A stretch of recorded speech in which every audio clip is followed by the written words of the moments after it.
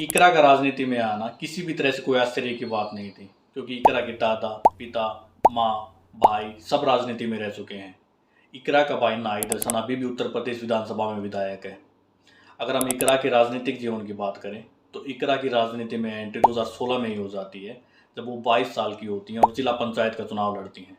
लेकिन वहाँ पर वो 5000 वोटों से हार जाती हैं। इसके अलावा इकरा हसन ने 2014, 2018 और 2019 के लोकसभा चुनावों में अपनी मां के लिए प्रचार किया था और 2017 के विधानसभा चुनाव में अपने भाई नाहिद हसन के लिए भी प्रचार किया था। 2019 में इकरा उस समय भी न्यूज़ में आई थी जब लंदन में नागरिकता संशोधन कानून यानी कि सीएए के खिलाफ प्रोटेस्ट करते हुए उनकी एक पिक्चर वायरल हुई थी। अब तक इकरा अपनी पढ़ाई के साथ साथ राजनीति से जुड़ी हुई थी, लेकिन 2022 में इकरा हसन पूरी तरह से सक्रिय राजनीति में प्रवेश कर जाती हैं।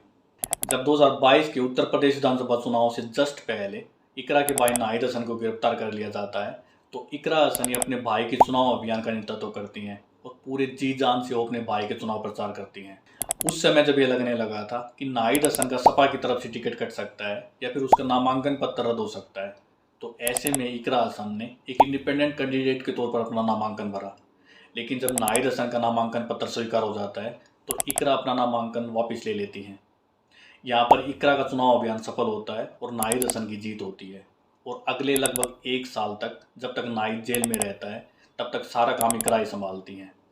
इकरा हसन की काबिलियत को देख 2022 में ही अखिलेश यादव ने इकरा को बोल दिया था कि 2024 के लोकसभा चुनाव में वो कैराना से सपा और आरएलडी की कैंडिडेट होंगी।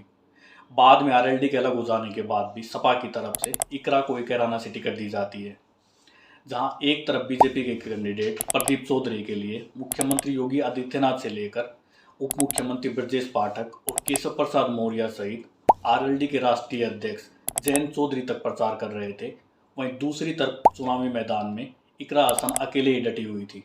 यहाँ पर इकरा हसन अपनी पार्टी और अखिलेश यादव के भरोसे पर खरी उतरती हैं और बीजेपी के कैंडिडेट प्रदीप चौधरी को लगभग 70,000 वोटों से हराती हैं।